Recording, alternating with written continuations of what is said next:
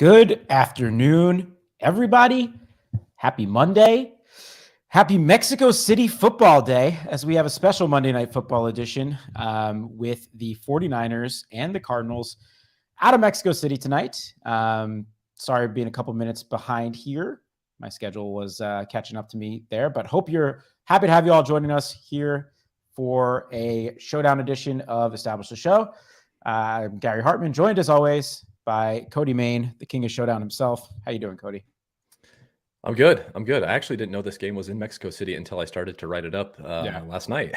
So that was a pleasant surprise, a little special out of the country Monday night showdown. I was enjoying last night's game, 30-27 shootout, which is rare for prime time. So thank you to Patrick Mahomes and Justin Herbert for putting on a show. Hopefully Jimmy Garoppolo and Colt McCoy can do some of the same tonight, but I'm not going to hold my breath. Yeah. Man, what happened the last time there was going to be a Mexico City game or something like that? There was some crazy thing that happened where they had to cancel it, if I recall. Trying to look it up right now.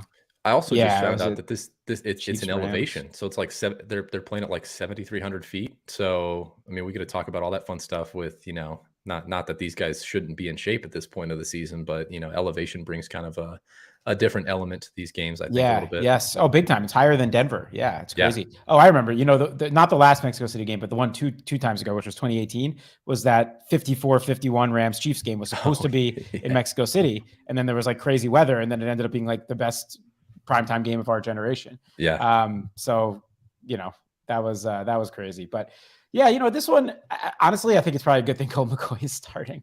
And we'll talk through it a little bit, but I think this Cardinals team plays up for him a little bit more than they do Kyler. But and Colt McCoy can manage a game at the very least. So we'll see. I think as far as like pace is concerned, it could bring that down a little bit. But anyway, I digress. Let's talk a little bit about macro stuff here. You see the roster construction, as usual, not too surprising to see that the 5-1 Cardinal onslaught will not be very popular, but under 2% is really, really low. And we've seen some wonky things even as soon as last week with that Washington-Philly game. So, it's interesting. Any takeaways here as you look at kind of macro stuff for tonight's game?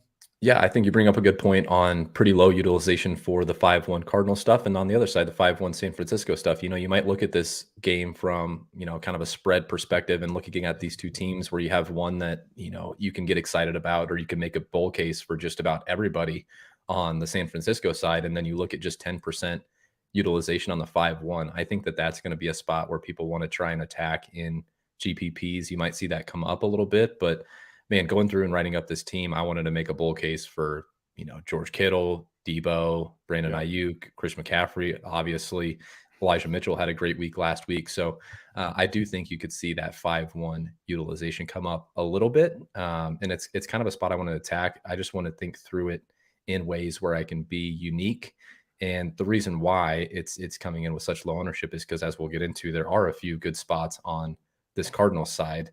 And one being as a direct result of Zach Ertz being ruled out. So we'll talk through some of these value options, but just from a macro perspective on the roster construction breakdown, I do find the 5-1 San Francisco side pretty interesting at 10% ownership. Yeah, I agree with that for sure. It's not too high for me. And as you mentioned, it's easier to make the bull case for many San Francisco players than it is for maybe one or two Cardinals players that, make a natural bull case. Where San Francisco, it seems like all their skill position guys you can get yourself excited about tonight. All right, let's talk about quarterback here. And as I already mentioned, Kyler Murray reported this morning he's not suiting up, or yesterday. I don't remember. Everything's blending together. But Colt McCoy will get another start here. Not an average backup. I would say an above average backup is able to, at the very least, manage a game. Similarly, in my opinion, in a way Jimmy Garoppolo can. I think Jimmy Garoppolo is a better quarterback than Colt McCoy, but I don't think their gap as in talent is that wide, to be frank. And Colt McCoy is just a professional that's played a lot of football and can go out there and win games and has the respect of his teammates. So it doesn't concern me too much from a, the way I was expecting this game to go perspective. But it does, it is interesting to obviously see a quarterback that is going to start come in with very low projected ownership. So I think that's my first takeaway here, looking at the quarterbacks. Yeah, and this may come up still as we get closer to lock, and I kind of rerun things and look at how teams are shaking out as I start to build myself. But I got the sense that, just based off of the skill position players that Colt McCoy is priced above, and then just kind of general market perception on Colt McCoy in this Cardinals offense at this point of the season, I got the sense that it is going to be pretty low. Maybe not to the degree of that Andy Dalton we saw a couple of weeks ago, or even Davis Mills, but do get the kind of the idea that it's going to be 30% and below in tournaments, which I think is an interesting spot to attack. As you mentioned, it changes the whole complexion of the slate, right? Because you have Kyler Murray, who was 11-2, would have been a cash game lock given the rushing upside. Although maybe we could have questioned that with the injury that he was dealing with.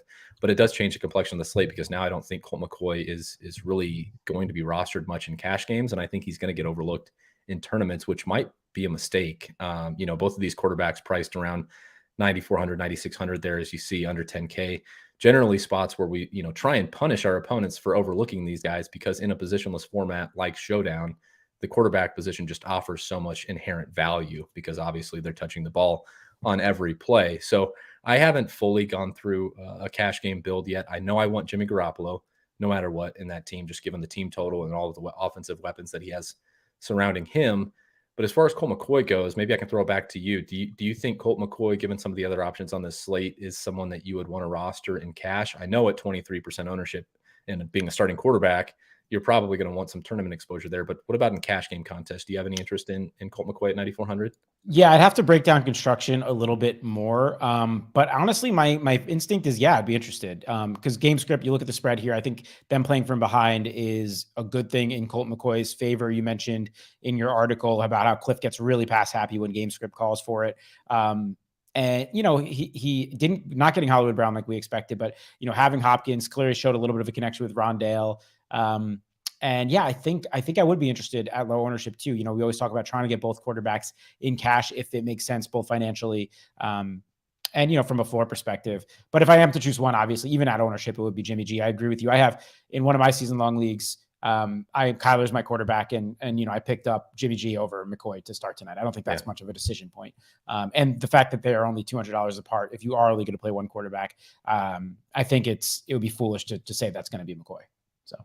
And I will say one thing to add to kind of the way the projection shook out after Murray was ruled out. I think that we're high relative to the market on Colt McCoy's base projection and probably his ceiling projection as well. So I think naturally, if you're using our projections, if you're using the solver, if you're using labs to build, I would imagine that you're naturally going to get over that 23.4% projected ownership if that does hold, just given the way that, given how our projection shakes out relative to the market. And I think that's probably going to be a good thing for tournaments. We'll just hope it pays off. You know what? That's fair. I mean, last week he played in a similar situation, threw the ball 37 times against a Rams team that also has a good pass rush with their offensive line being equally banged up. Now he throws, and they were underdogs there. Now he is a bigger underdog against equally as good, if not a better pass rush, with his offensive line just as banged up, if not more.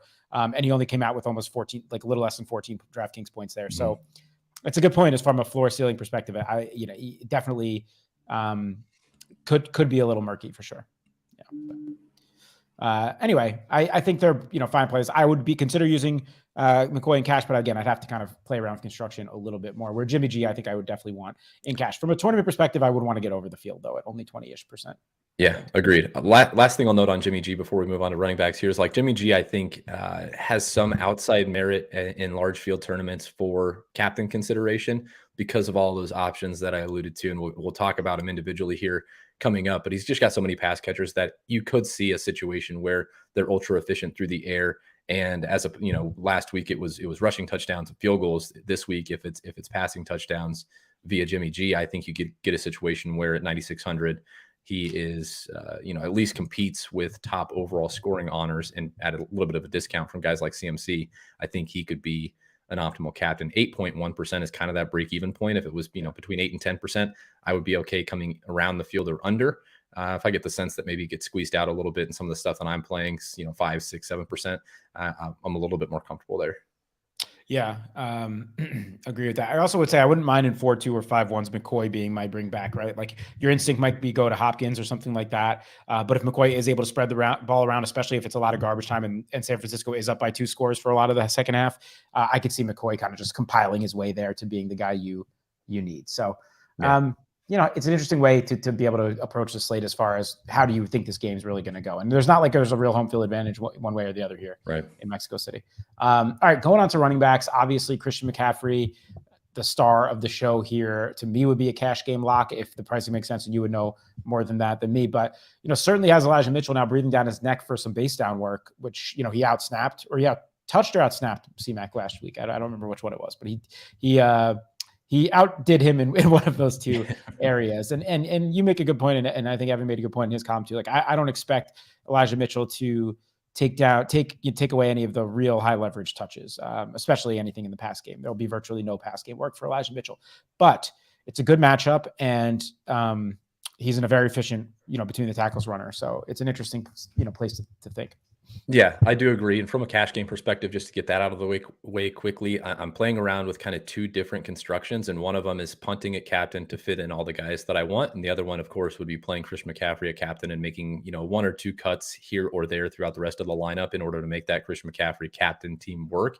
And I think that decision ultimately comes down to how comfortable do you feel about this workload? Last week, it was Elijah Mitchell that led the backfield in rushing share. Handled 44% of the team's rushing attempts.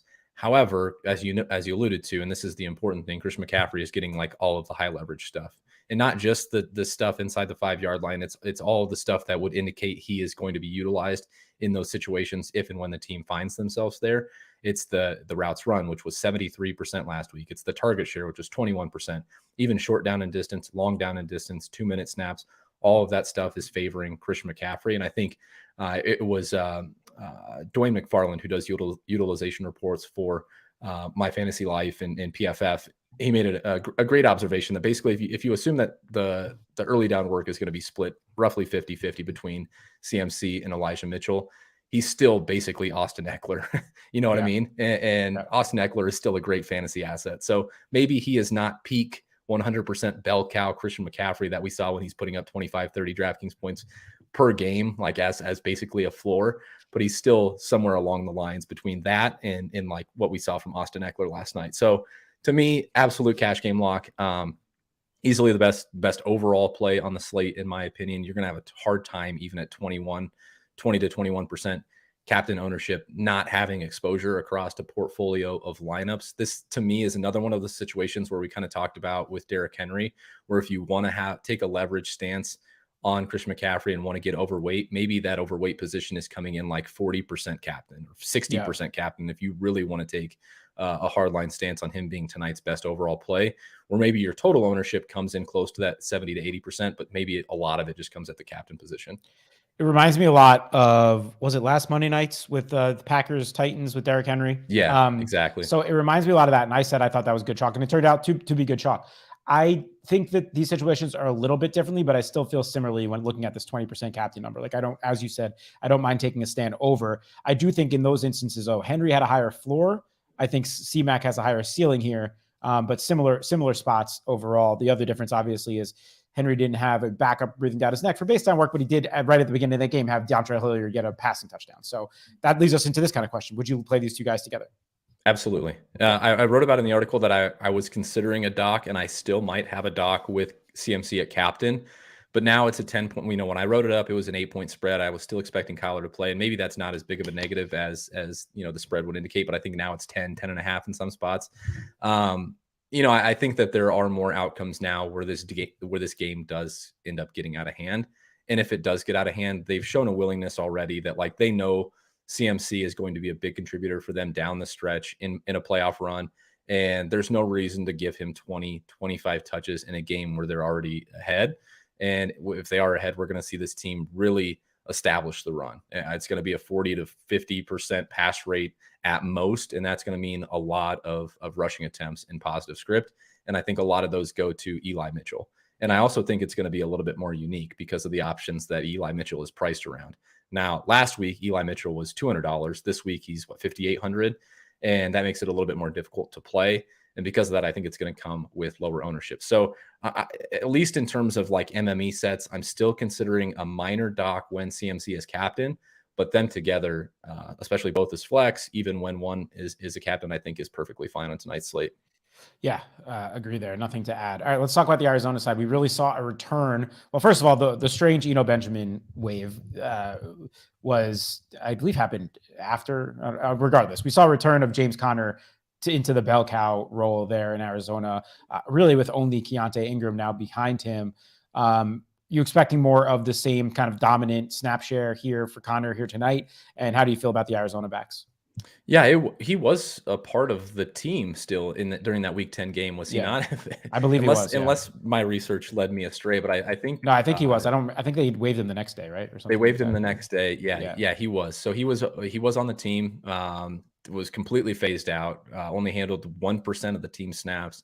So it was pretty clear that, like, hey, this is now James Conner's backfield, that he's now active again. I'm not exactly sure why they went that route with Eno Benjamin. I'm not sure what was there. The one thing that you can add question now to is, like, now that Eno Benjamin is officially off the team, even if he was phased out in Week 10 for whatever reason, maybe there was just no game plan there to give Keontae Ingram more touches, and that's why we saw that massive, like, true bell cow performance from James Conner, where he handled 81% of the rushing attempts, was in a route for 60% of the team's dropbacks, 100% of long down and distance snaps, 100% of 2-minute snaps, and, like, Keontae Ingram was barely used. You can maybe make a slight bull case for Ingram in the sense that maybe now with another week of practice with Eno Benjamin out, he could be more involved, but I do think that we're going to see much of the same with James Conner. And at 8,600, this is what gave me a little bit of pause with Colt McCoy.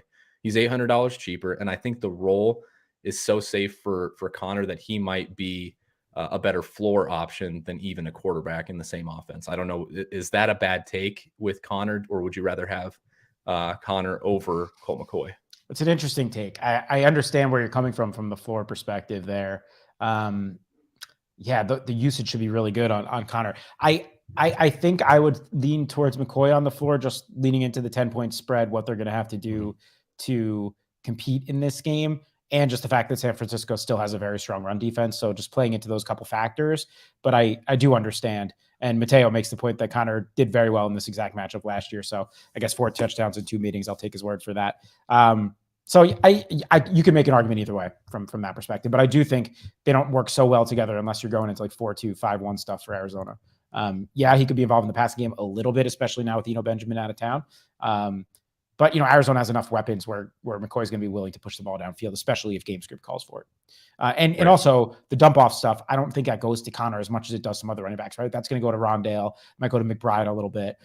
It's not so much going to be like, oh, James Conner in screen passes. I could come back and bite my words there, but that's not how I anticipate them running this offense. So. Yeah, I agree. And the Keontae Ingram stuff is going to be an interesting one, because at his current price tag, and shout out to DraftKings for, like, actually appropriately pricing him, not leaving him at 200 or 400 or whatever they may have done on previous slates. But at 2,600, it is a real decision point. And if you expect him to get a little bit more opportunities in this game where they don't trot out James Conner for 96% of the team snaps, and they give a little bit more to Keontae Ingram, particularly if they end up in negative script, then I think you can make a really strong case for him as a large field tournament differentiator, where his ownership, 10% might be closer to, an ownership ceiling than it would be his floor, given the fact that he is 2,600. He is not a free square, as we've seen in slates past. Yep, agreed there. Anyone else here interested? Do you usually throw use check in these pools on these San Francisco primetime slates? Yeah, I do. And I actually took an under on just personal under, not an official ETR bet, but I took an under on 7.5 receiving yards, because since CMC's been in town since week 8, Kyle Juszczyk's only run 6 routes. So he's getting much less utilized as a pass catcher, where he was previously getting some of those creative schemed opportunities from Kyle Shanahan. And we know it's something he likes to do. I think it's still within his range of outcomes to get like a dump off in the red zone and could take it to the house or something like that. So he should be in your MME pool, but is just nothing more than a large field tournament dart throw at this point. Agreed. All right, let's go over to receivers. Let's break this down by team. Let's talk San Francisco first, because it's an interesting, it's a more, actually, you know what? Let's group wide receiver and tight end together like Adam might do. I think that makes more sense on this case, because you have on both teams 2 tight ends that are going to be a key part of the passing game. So let's start on San Francisco. You obviously have the big 3 there, Debo, Ayuk, and Kittle. Ayuk's production been really, really strong so far this year. Debo's production has not been very strong this year, and Kittle's had his ups and downs, mostly downs, but does get pretty much a nut matchup here. So I guess just take me through your thoughts on these big 3, and if you have a preference and how you're attacking them.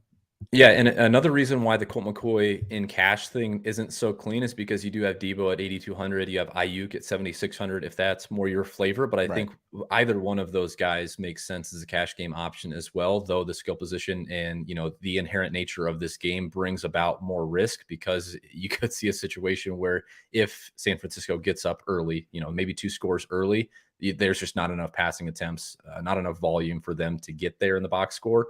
So it is a reason for concern, but I do like Debo a little bit more in cash, just a little bit higher target share. I know he hasn't done quite as much with it because Ayuk is getting that more traditional wide receiver role, deeper downfield targets.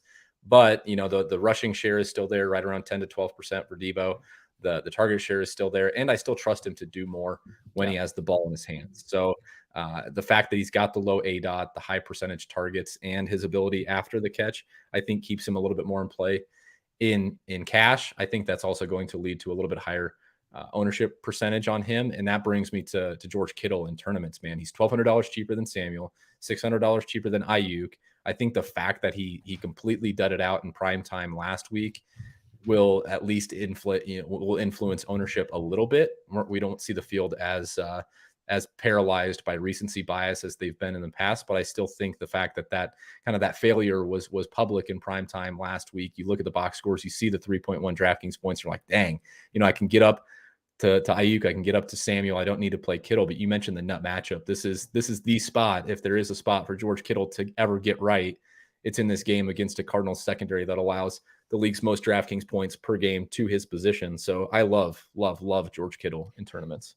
Yeah, and not only that, they've been okay, the Cardinals, against outside wide receivers this year. If I'm looking at some of their box scores now, they held A.J. Brown in check, they held Metcalf in check.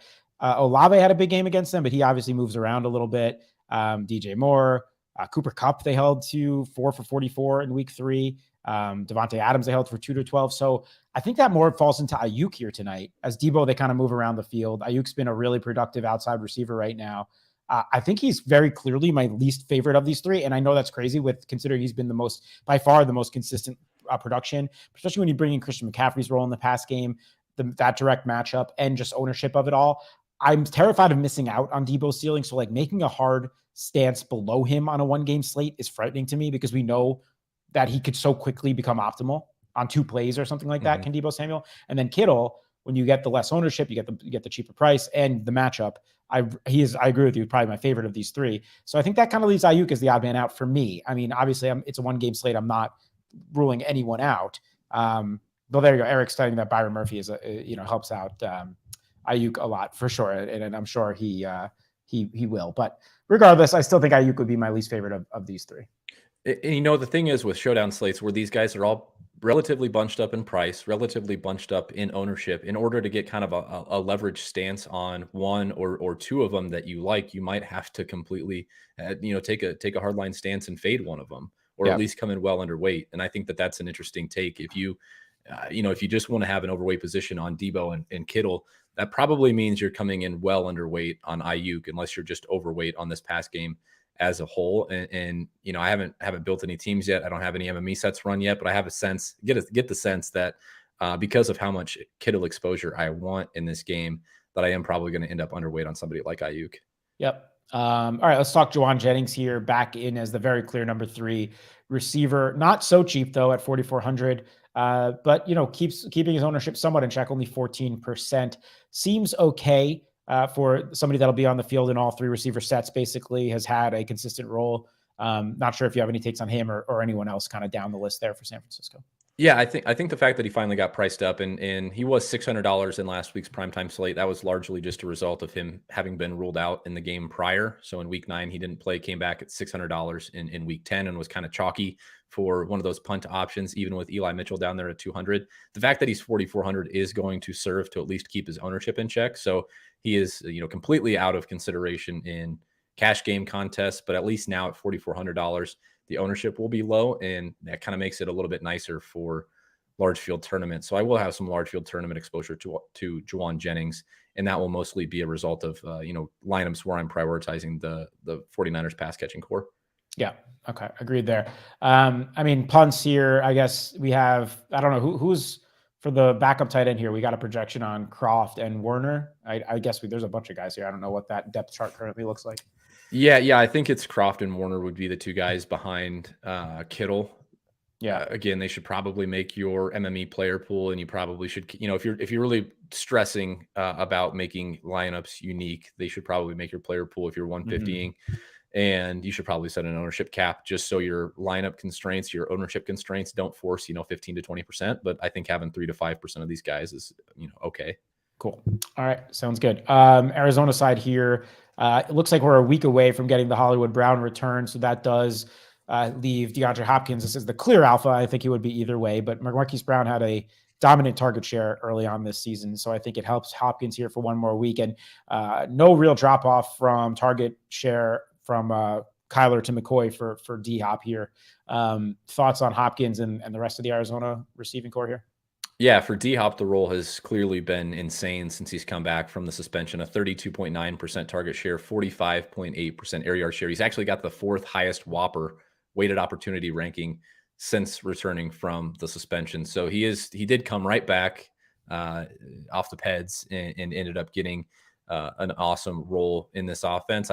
As you've alluded to multiple times now, I don't think there is a huge drop off for the pass catching options in this offense, going down from Kyler to Colt McCoy, maybe even a net positive. Who knows? But I like D-Hop tonight, a guy that I certainly want some tournament exposure to. I think he's priced reasonably enough and has good enough volume, good enough usage that he is certainly a cash game option as well. And right now would be in my cash game lineup. Yep. I agree with that for sure.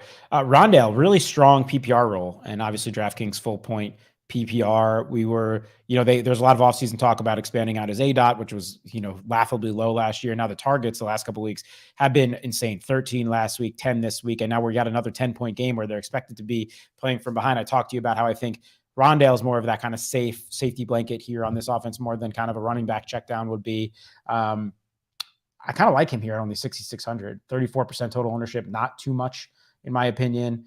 Allows you to get up some of those San Francisco studs. Probably, he's definitely appealing. Yeah, and Rondale is one of those guys that kind of makes cash roster construction a little bit more difficult, because you can make some nice teams with a $6,600 Rondale at captain. And I don't know that that's necessarily right, but the teams are going to project really well when you do that. I think there's a little bit more volatility in his game, though the PPR skill set is really nice, and the low-ish ADOT has been really nice. And I do think that he is the guy that kind of gets, may end up being the safety valve for Colt McCoy. With Hollywood out, he's going to be in a route for, almost 100% of the team's dropbacks. And he gets this nice matchup against the 49ers that have been a little bit more willing to give up fantasy points to wide receivers that are operating out of the slot. They rank 5th this season in fantasy points allowed to that position. So with Rondale Moore inside, I think that could be a little bit of a boost to his outlook as well. So I do like Rondale, and a guy that I want tournament exposure to, though I think for me, he's going to miss the cash game pool. Makes sense. I don't have an issue with that, which, that's a good thing. I think usually with the cash game lineups will reflect a little bit more ownership for tournaments. So keeping his total ownership below 40% is something that I like a lot. And I would also be interested in coming around the field at captain there, maybe a little bit over. I just think, you could really make an argument that he gets, 12 catches or something like that. And maybe that's what you need just from a volume perspective if he sneaks into the end zone. All right, let's talk McBride. The other 3 Cardinals receivers to me we can touch on quickly before the end of the segment. McBride is obviously the interesting name here. Only $1,000. That is kind of crazy. I don't know when they made this pricing, but we knew Zach Ertz was going to be out now for a while. So this just seems like a misprice to me. And also the ownership seems low for what that price is, because he's stepping into what should not, maybe not an every down role, but it's going to be pretty darn close. And I just saw that they officially bumped up Max Williams, who we saw have some fantasy success beginning of last season. But I think this is McBride's role here. Anything that I should be treating that differently?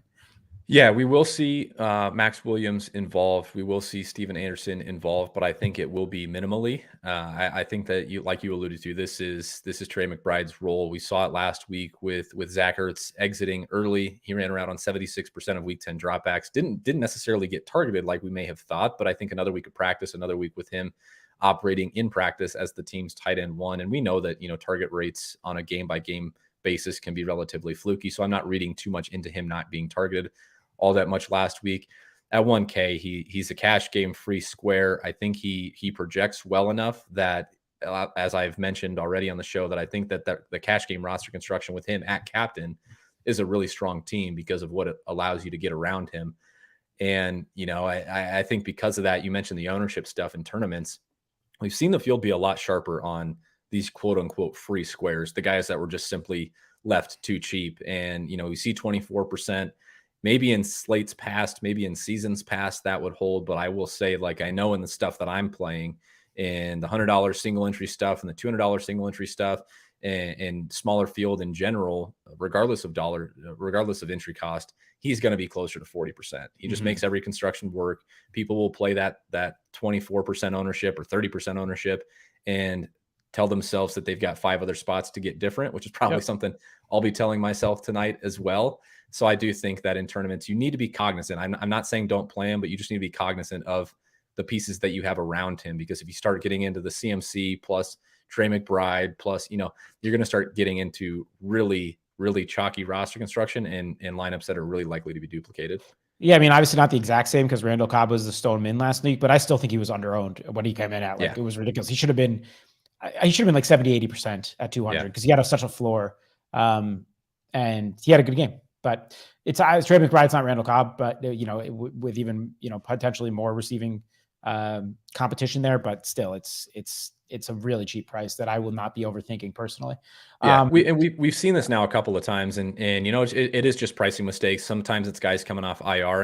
I mean, in this same game, if Hollywood had come back, you look at Hollywood's price, he's $200. It's just they're making some mistakes at the lower end, and it creates these situations where you do have what I think and what it sounds like you think are closer to free squares than reasons to fade guys. But, I think there's a little bit more volatility there. If they get around that 50% ownership range, like, they could still have a decent game and just fail simply because of, the way that the slate breaks, the way that the scoring works. We saw a situation last night with Trey McKitty, a little bit different, but he was 2,200. I think goose egged, so it's not like these guys are absolute locks to score or beat their projection, but it just makes a lot of roster constructions work. Yep. All right. AJ Green, Robbie Anderson, Greg Dortch, certainly a max 1 spot for me. I'm not overly excited about any of these guys, but you can make a case for them if you're playing on a high pass rate for Arizona, that one of them catches a long touchdown or something like that. At least Green and Robbie. Green did find the end zone, I believe, last week, so still is somewhat of a threat around there. We know Robbie, it could be a deep threat. Just not super exciting against a tough matchup with D Hop, Moore, and McBride also there. Yeah, agreed. And they're fully priced. They're 4K and 4,800 respectively. And at those price tags, like we talk about, they actually have to do something. Even if they get in there, make a few plays, make a few receptions, it may not be enough to find their way into an optimal lineup. So for me, it would be reserved to, I don't even know if they make like a 20 max pool, but definitely in MME, you'll want some exposure there. They should make your player pool in a 150 set. But for me, in the smaller field stuff and the tournaments that I'm playing, I won't have any Robbie Anderson or AJ Green this week. Agreed. All right, let's talk defense and kicker.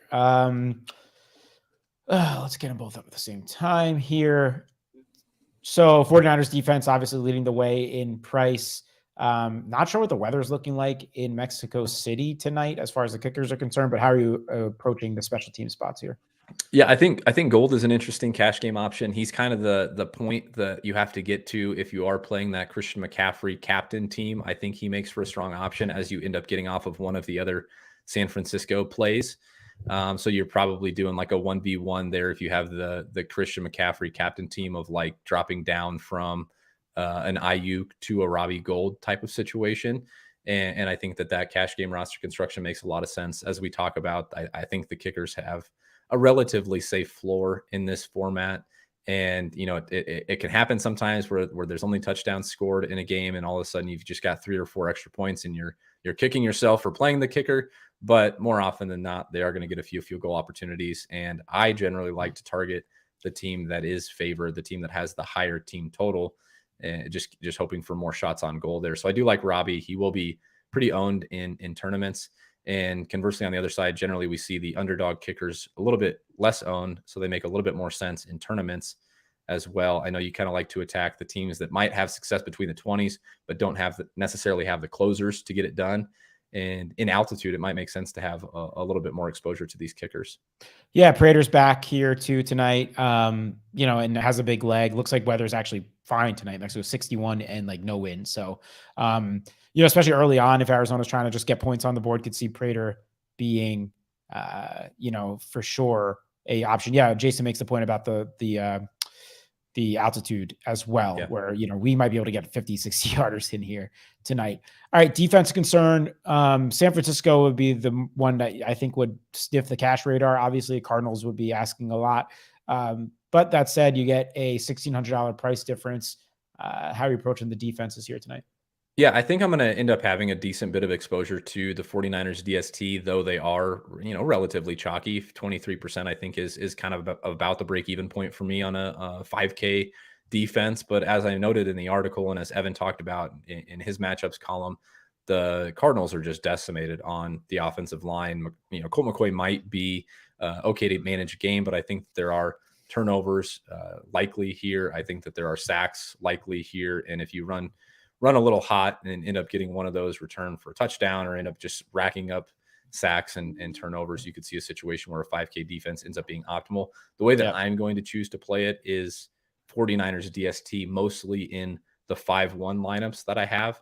So as my fifth 49er, I would prefer to play the DST as opposed to another skill position player. And I think that ends up creating a relatively strong roster construction. And then conversely, if you want to take a contrarian stance and maybe assume that this Cardinals game plays a little bit closer than we are expecting, I think the Cardinals DST and like 2-4 stuff, where you have 4 Cardinals, 2 49ers, I think that the Cardinals DST at really low ownership makes a lot of sense, where you can bring it back. Then if you play them, you can bring it back with some more popular 49ers like CMC and Debo and plays like that. Yep. I don't disagree with that at all. All right. I will give you the honors, sir, as someone that's been grinding on this slate way more than I have. You deserve the first crack at a flag plan here tonight. Yeah, this is a pretty easy call for me. This is a guy that we don't necessarily need this week in our FFPC main event. Shout out to us, because we're just crushing. Just an absolutely monster week. We could bench this guy and still be just fine. I don't think we'll do that, but I'm hoping to really put it to our opponent in this FFPC main event team. I'm really hoping to put it to my opponents on DraftKings tonight with a true alpha, a guy that is popping on the PSM, George Kittle. I think the concerns about him just being a run blocker at this point, the concerns about him not being targeted are completely overblown. I think that he's going to prove why he is still one of the best overall tight ends in the league, one of the best pass catching tight ends in the league, particularly against this Arizona defense that has just been atrocious at defending tight ends. I like Captain George Kittle tonight. And in fact, I don't just like it. I love it. So I actually think I'm going to hand build a handful of lineups here tonight. I got NBA stuff too, so I don't have time to MME, but I think whatever I hand build, except maybe one, like if I do 10 lineups, I think 9 of them will have Kittle captain. He would be mine too. I co-signed you, yes. But I'll give another one. I'm going to go Rondale Moore. I think that I just like the way this game scripts fits. I like the 6,600 tag. I like only 6% captain, and I like the floor a lot, which usually obviously I'm a ceiling player, but you never know. You never know what you're going to need out of any type of position here. And that floor could quickly turn into a ceiling with one cut. You know what I mean? Like I do think those 23 targets over the last 2 weeks is no fluke. Doesn't get Marquise Brown yet to take away from that. I think Trey McBride being the starting tight end is hurtful for that, because Zach Ertz was a guy that maybe less talented than Trey McBride at this point, but certainly a professional that ate up targets in the middle of the field. So I think the target upside on Rondale, especially if you're playing into the spread here, is really, really high. So I like Rondale at only 6,600, and I like the role he's had this year. And the ownership seems pretty low to me at only 34%. So yeah, there you go. Was this supposed to be a chalky flag plant? Was this a popular flag plant? Is that what that's to say? I don't think it's that popular. I don't think so. I mean, I'm looking at ownership here, right? Like, I don't think so. I think the minus 10,000, minus 1,000 flag plant would have been like D-Hop or CMC. Kittle. You know, I feel like that's relatively off the board. That's pretty reasonable. Yeah. Jason mentioning he's worried about McBride's ability to get open. I will say this. I tweeted this the other week too. Rookie tight ends, different breed this year. And I think moving forward is too, like this athletic profile, ease up the game for them. we're seeing it all across the board. Kate Otten had a lot of success. Greg Dulcich has been having a lot of success. Daniel Bellinger was having success for the Giants. We saw McBride start to get involved, and he'll now have the opportunity to be a tight end one here. I don't think we should be thinking about rookie tight ends the same way we have for the last 5, 6, 7 years. I do think we're kind of turning the corner in that arena, although we'll see. It's a small sample. All right, that will do it here for Monday night. We'll be back.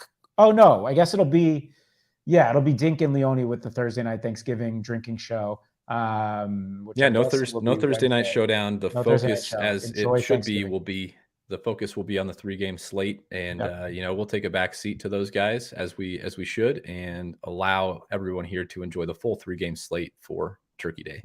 Yep, absolutely. And wish you the best of luck on tonight's slate, and enjoy Mexico City football. Take care, everyone.